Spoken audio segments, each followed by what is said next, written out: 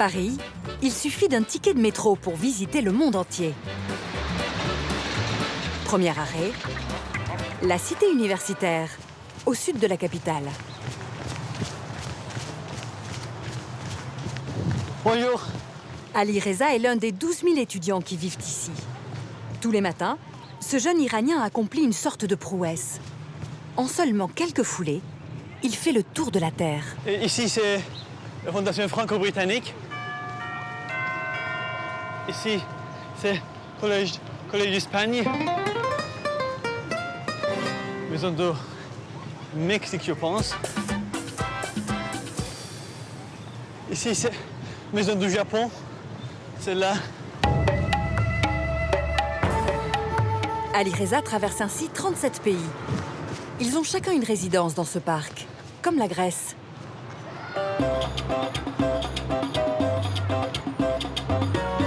Ici, les étudiants vivent dans un petit temple hellénique.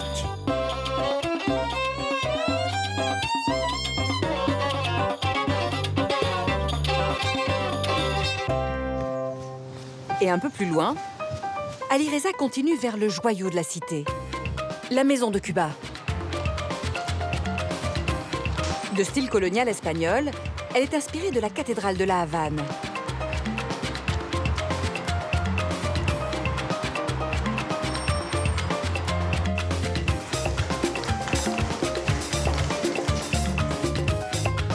Avec son mobilier en acajou, c'est l'une des résidences les plus luxueuses de la cité.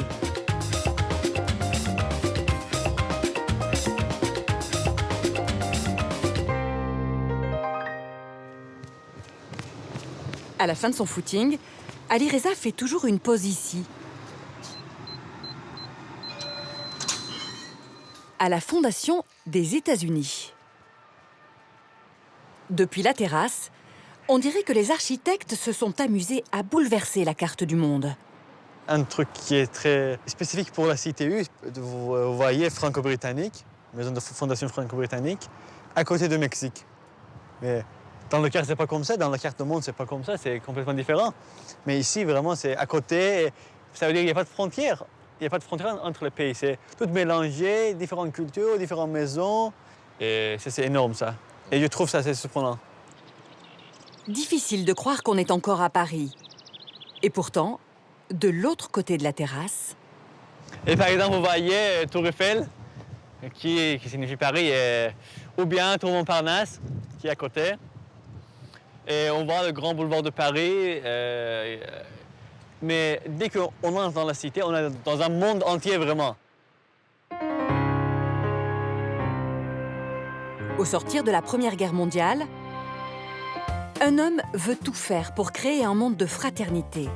Cet homme, c'est André Honorat, ministre de l'Instruction publique. Il a alors une idée totalement inédite pour l'époque. Faire cohabiter à Paris les meilleurs étudiants de la planète. En 1925, la première résidence est ouverte. Et très vite, des mécènes du monde entier font construire d'autres maisons dans le style de leur pays. La Cité-Monde prend forme peu à peu.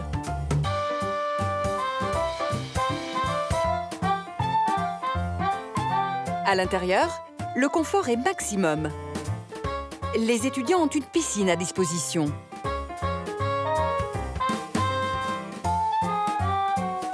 Des salles de sport. Et une multitude de salons richement décorés. Un patrimoine exceptionnel qu'il faut aujourd'hui préserver. Ce matin, dans la maison d'Asie du Sud-Est, c'est le début des travaux. Mais ici, pas de marteau-piqueur. On travaille au scalpel. Et là, le travail va consister à d'abord nettoyer. Oui, c'est ça. Oui, il y a tout un travail de nettoyage. Ouais, d'accord. Par exemple, la tache noire qui est ici va être enlevée. Ouais. Donc Vincent Mallard est le directeur du patrimoine de la cité. C'est extraordinaire parce que moi, ça me fait penser au travail d'un chaudronnier, carrément. Oui, tout à fait. Un chaudronnier qui aurait traité, en fait, parce que la feuille, moi, je la vois pas, je vois un élément unique. Ouais, on la devine en dessous. L'effet général, c'est vraiment soyeux, hein, c'est super. Cette restauration nécessaire, Vincent Mallard l'attend depuis des mois. Car depuis près de 80 ans, ce salon de féerie est l'un des emblèmes exotiques de la cité. On n'est plus à Paris, on est ailleurs. On est dans une machine à rêver un petit peu. Hein. On est dans l'invitation au voyage.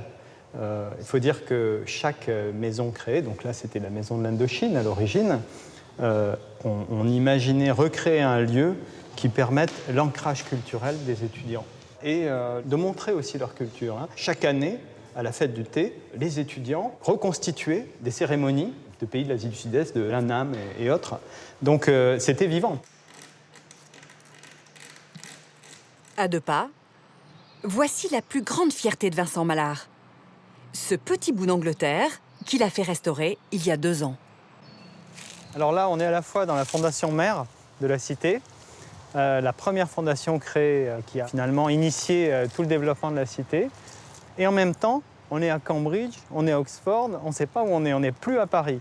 Pourquoi? Parce qu'on est dans un jardin qui est entouré de bâtiments et qui nous fait rêver d'un ailleurs, là encore, puisque l'architecture que l'on voit, c'est l'architecture de Cambridge. Fenêtres à petits bois, jeux de briques et de pierres. Le style anglais a été respecté avec minutie pour créer ce jardin. Un petit paradis que les étudiants ont bien du mal à quitter. On les accueille pendant 2 ans, parfois 3 au maximum, pour des raisons très précises. On a bien sûr du mal à leur dire qu'il faut partir au bout de 2 ans. On fait place aux primo-arrivants. Il faut renouveler, il faut faire place à ceux qui en ont vraiment besoin. Au bout de 2 ans, ils savent se débrouiller. Donc, nos étudiants ont parfois du mal effectivement à quitter la cité, qui est effectivement un lieu spécifique, un peu magique et très apprécié. Mais en quittant la cité monde, les étudiants nostalgiques peuvent trouver à Paris d'autres petits coins d'ailleurs. Direction le nord-est de la capitale, pour un 2e arrêt, au nom particulièrement évocateur.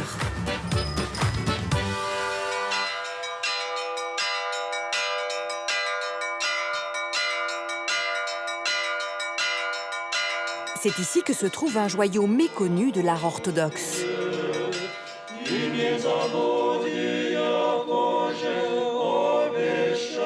Il est 10 heures. Les fidèles assistent à un office comme on en célèbre à Moscou.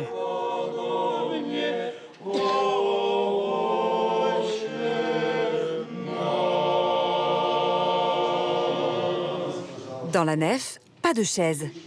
On se tient debout pour écouter.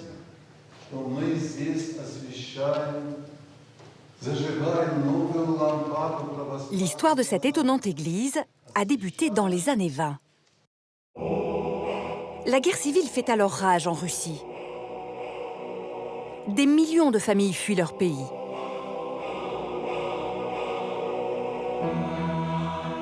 Paris devient alors la nouvelle capitale de ceux que l'on surnomme les Russes blancs. Dans le quartier de la Villette, ces immigrants découvrent un temple protestant désaffecté. Dimitri Steletsky, l'un des peintres les plus réputés de Russie, va alors recouvrir ce temple dépouillé d'un décor typiquement russe. Il peint notamment cette iconostase, porteuse de 100 icônes.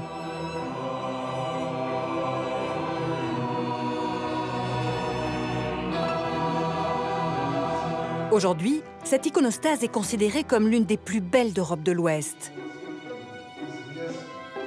Car elle possède un trésor d'une valeur inestimable. Ce sont ces portes royales, importées de Russie. Réalisées au XVe siècle, elles représentent les 4 évangélistes. Saint Matthieu, Saint Luc, Saint Marc, et enfin, Saint Jean qui dicte l'Apocalypse.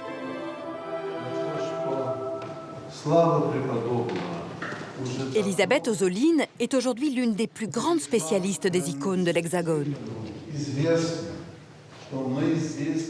Notre conception envers l'icône, c'est très mystérieux et très sacré.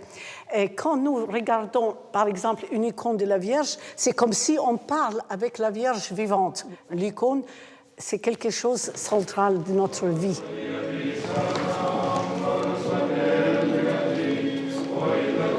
Quelques jours plus tard, une surprise attend Elisabeth, à l'autre bout de Paris. Au bout de cette impasse privée se cache un petit village russe. Ces maisons ont été importées directement de la région de Moscou il y a 150 ans. Ce petit village russe, C'est très beau. Avancez-vous. Elisabeth le découvre pour la première fois. D'admiration. Mais c'est extraordinaire. Écoutez, En regardant à gauche, là, c'est tenez, complètement comme, vous savez, dans les contes russes. Vous êtes là. quelque part et du coup, vous êtes transporté devant... Regardez là. Oh, c'est magnifique. Cette maison traditionnelle, c'est ce que les Russes appellent une izba. Elle est installée ici depuis la fin de l'exposition universelle de 1867. C'est aujourd'hui un patrimoine exceptionnel, venu tout droit de la Russie des Tsars. On dirait qu'il y a un personnage russe qui va sortir de cette, de cette maison. Ça m'émue énormément. Je sens que c'est vraiment... Je touche à l'histoire russe physiquement. Et derrière la maison, Oh là là, quelle rentrée ici. Ah, les côtés, voilà. voyez Ça, ici? c'est les côtés vraiment de bois. C'est comme en Russie, toutes les izbas étaient construites avec des rondelles de bois. Tout simplement, les gens coupaient l'arbre Oui. et les nettoyaient Voilà, c'est et les ça. rondelles étaient mises. Alors, les tuiles étaient là. Oui. Elles étaient toutes noires. Noires. Et l'architecte m'a dit, monsieur, vous allez voir, sous le noir, il y a de la couleur. J'en croyais pas un mot. Ah, à quel point? On dirait qu'on est en plein Moscou. Ben, c'est ce que nous sommes. Mais oui. Nous ne sommes pas ailleurs. Non, on n'est pas ailleurs. On est à Moscou. direction à présent la banlieue ouest de Paris. Non loin des tours de la Défense, à Boulogne-Billancourt,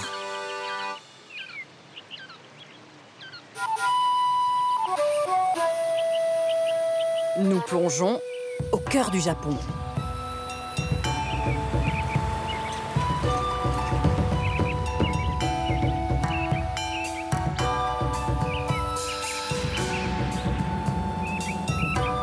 Bienvenue au jardin Albert Kahn. Un confetti zen aux portes de la mégalopole. On est en dehors de tout le bois, quoi, en fait. Donc c'est reposant. C'est reposant et on peut travailler peut-être plus tranquillement, oui, effectivement. Michel Faris est le maître des lieux. Il est jardinier en chef. Et il a fait ses gammes dans les plus grands jardins de Kyoto. Voilà le bébé. Un bébé de 100 ans. Un peu âgé. C'est là-bas qu'il a appris l'art très spécifique de la taille à la japonaise. Là, on commence à apercevoir le tronc, le vide commence un petit peu à... Le plein commence à se diminuer et on commence à apercevoir une vide. Ça peut être aussi considéré comme de la sculpture hein, sur un végétal.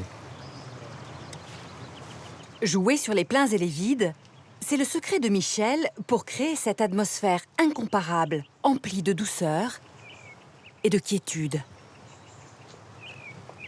Il y a des personnes qui nous disent c'est bizarre. Je suis ici, je me sens bien. Quoi. Pourtant, il n'y a pas de fleurs, il n'y a que des formes. Et ouais, effectivement, tout est en harmonie, tout est équilibré. Donc forcément, lorsque l'on regarde ça, ça ne peut n'apporter que ça. Ce jardin si exotique aux abords de Paris, c'est avant tout l'œuvre d'un homme passionné. Albert Kahn, l'un des banquiers les plus riches de France à la fin du 19e siècle. Lors d'un voyage d'affaires, Albert Kahn découvre le Japon. Le coup de foudre est immédiat.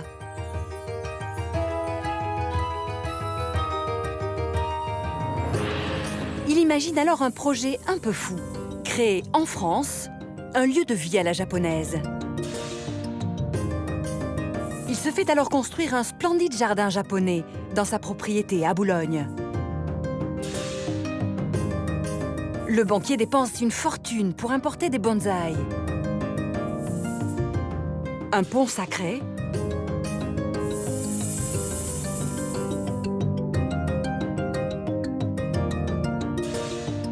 une pagode, aujourd'hui disparue, et même quelques maisons traditionnelles de la campagne de Kyoto.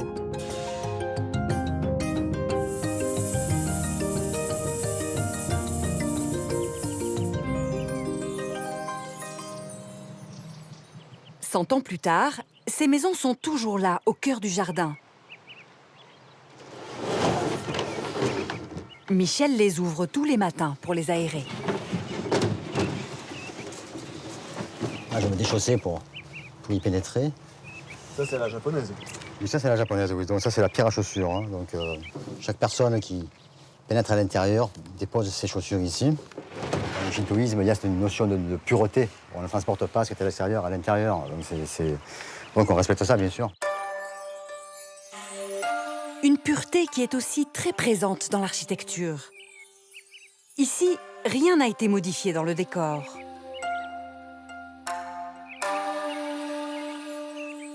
Mais le travail le plus important a consisté à inclure cette maison dans un panorama pour respecter la tradition japonaise.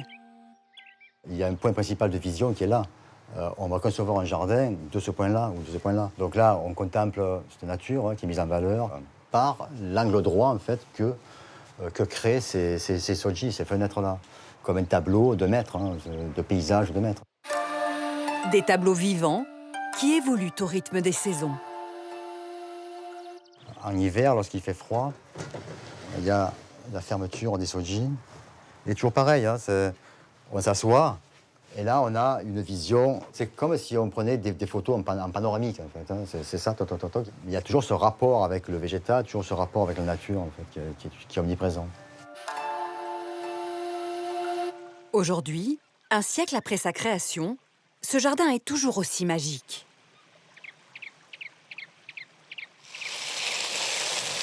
Une magie qui tient grâce à un travail minutieux au quotidien. Alors tous les matins, on passe le râteau dans le jardin sec. Rien n'est laissé au hasard. Les jardiniers vont même jusqu'à balayer la rivière pour lustrer les pierres. On devient très maniaque.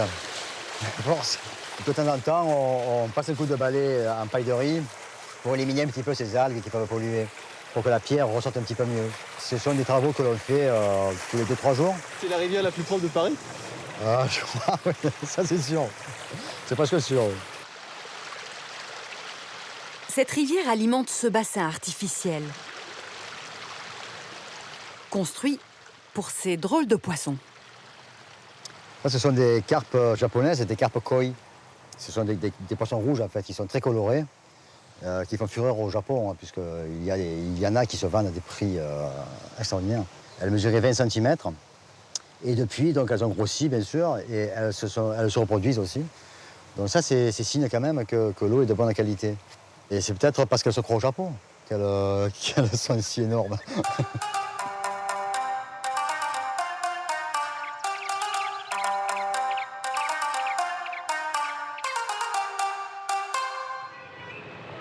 À quelques kilomètres de là, c'est à la tombée du jour que se dévoile un autre îlot japonais. Dans le 7e arrondissement, Oui, vous avez le ticket? voici le cinéma La Pagode. Le château? Oui. Bon, allez-y, bonsoir, c'est bon? Il est 20h, c'est l'heure de la première séance de la soirée. Non, alors vous passez à la caisse, vous retirez. Ce cinéma n'est pas vraiment une salle comme les autres. Car comme son nom l'indique, c'est dans une pagode qu'il a été installé.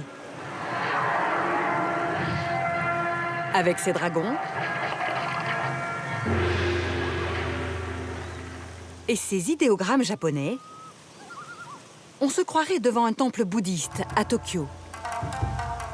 Et pourtant, cette pagode est totalement made in France.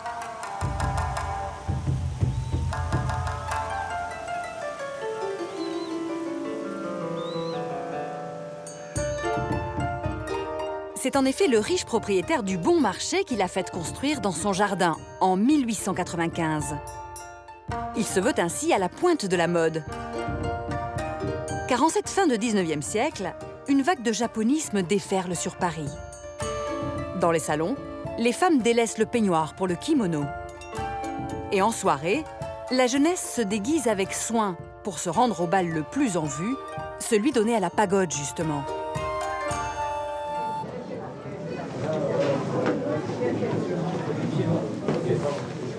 Aujourd'hui, dans la salle, le spectacle est aussi sur les murs.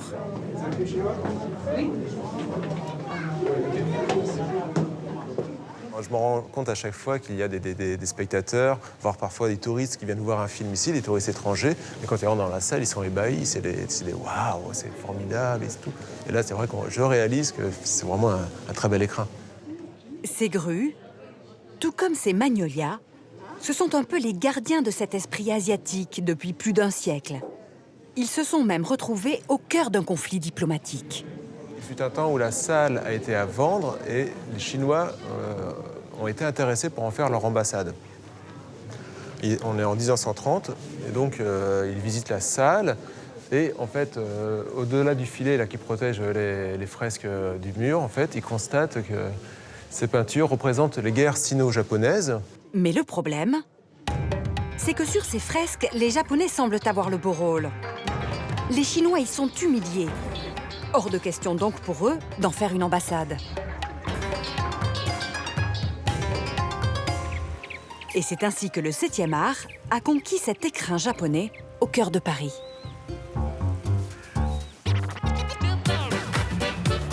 Direction le nord de la capitale.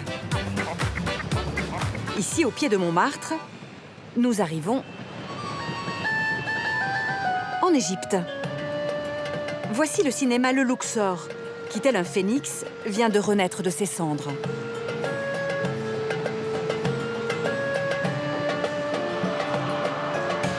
Nous avions visité ce chantier il y a 3 ans. Des bulldozers démolissaient alors tout l'intérieur de ce cinéma pour le restaurer. Et des petits fragments d'Égypte réapparaissaient sur les murs.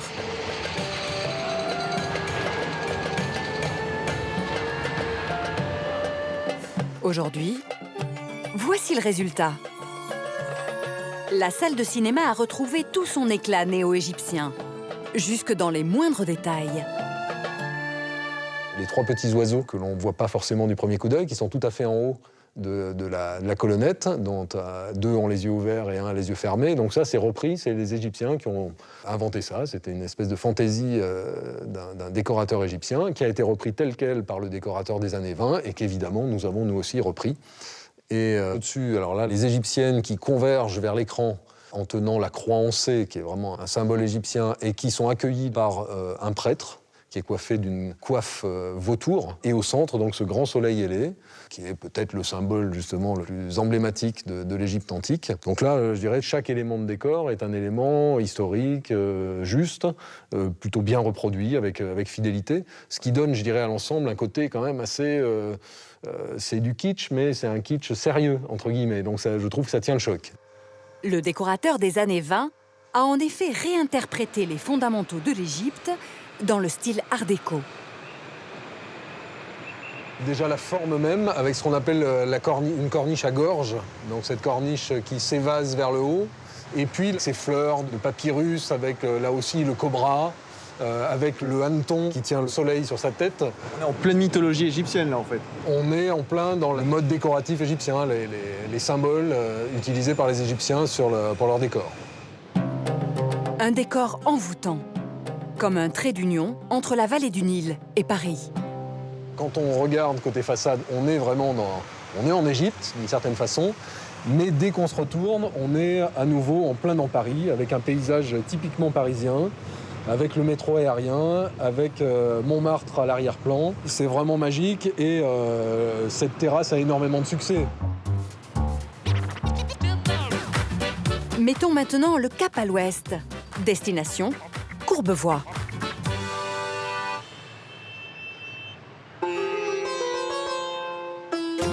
Nous voici en Inde. Ce bijou d'orientalisme est lui aussi en train de renaître.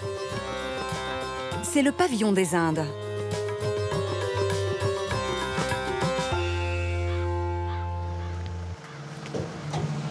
Aujourd'hui, c'est un jour important pour l'architecte Frédéric Didier. Merci. Après des mois de travaux, le pavillon doit bientôt ouvrir ses portes au public. Faudrait qu'on puisse avancer par là maintenant. Ouais, faut monter pour qu'on voit les bulbes. C'est l'heure des dernières vérifications. Demain, c'est le grand jour, donc il faut que tout soit parfait. On espère que ça brillera de mille feux. On regarde si l'or est vraiment encore en bon état, s'il n'y a pas eu d'incident de dernière minute, un frottement malheureux, et s'il n'y a pas de feuilles qui menacent de s'en aller. Mais globalement, non, tout est bien fait. Je dois avouer que pour moi, à titre personnel, c'est un chantier à part. Jamais on avait eu ce sentiment d'être surpris à ce point par une œuvre étonnante. Et donc, ça a été véritablement une grande aventure que de sauver cet endroit qui aurait dû disparaître, pratiquement, qui était condamné. Et donc, il y a à la fois la joie d'avoir sauvé du patrimoine et en plus ce patrimoine-là qui n'est pas un patrimoine comme les autres. Un patrimoine exotique à l'histoire hors du commun. Tout commence en 1878. Cette année-là, Paris organise une exposition universelle sur le Champ de Mars. Le futur souverain du Royaume-Uni, Édouard VII, veut y faire forte impression.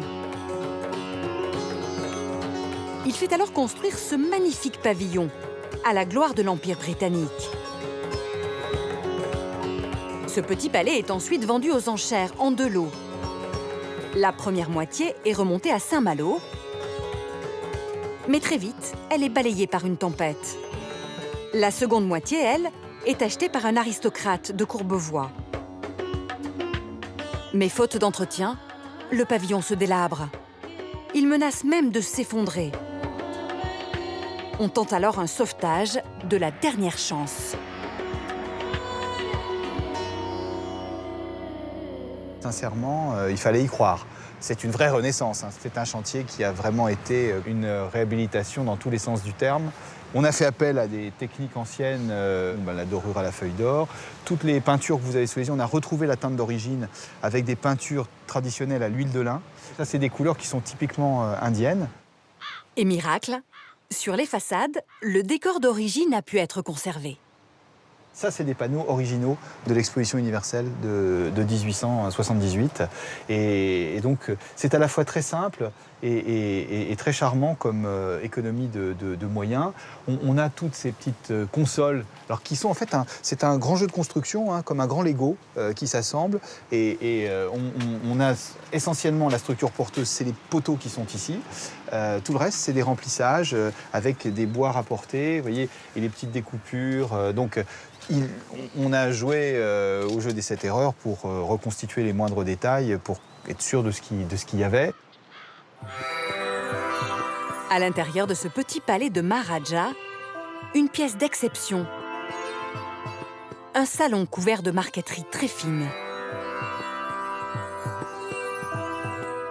Qui nous transporte à des milliers de kilomètres de Paris.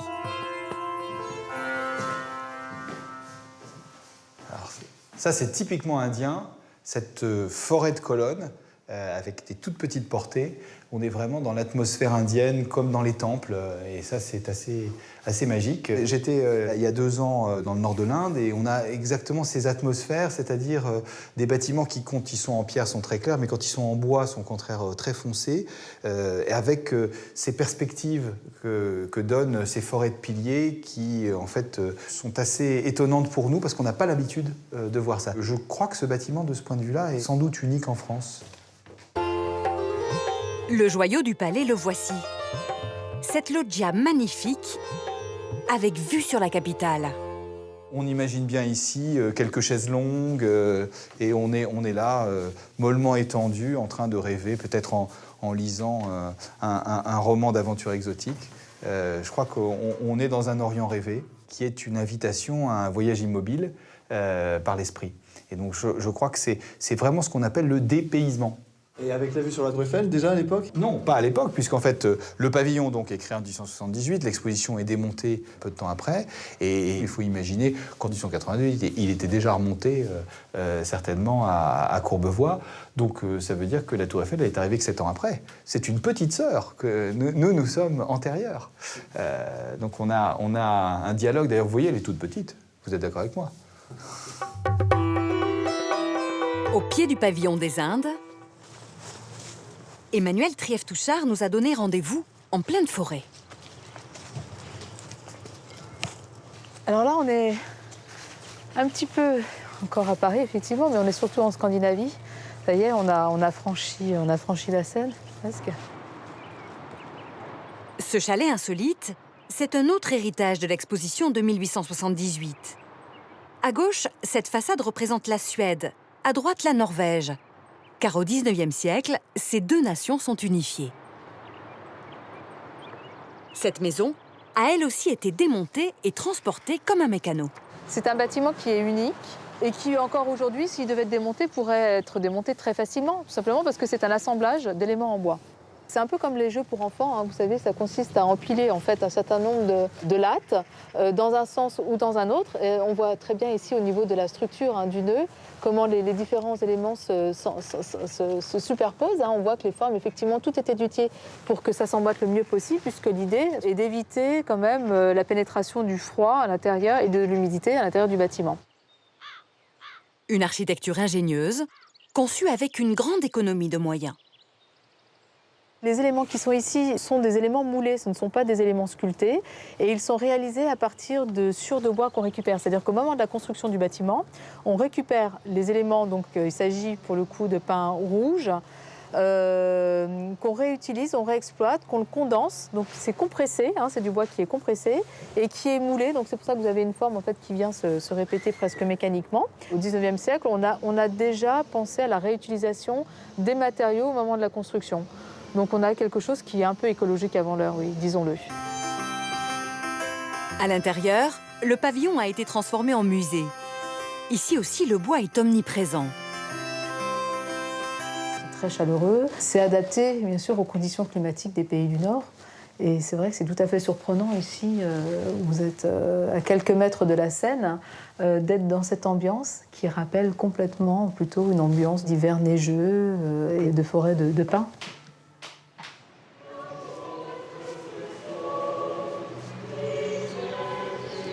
Retour à la cité universitaire.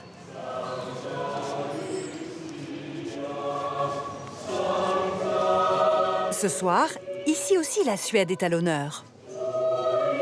Les étudiants célèbrent une tradition de leur pays, la Sainte Lucie.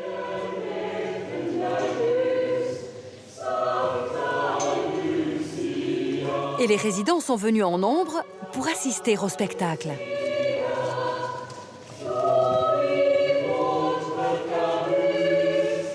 Ces chants venus du nord s'élèvent dans le ciel de la capitale.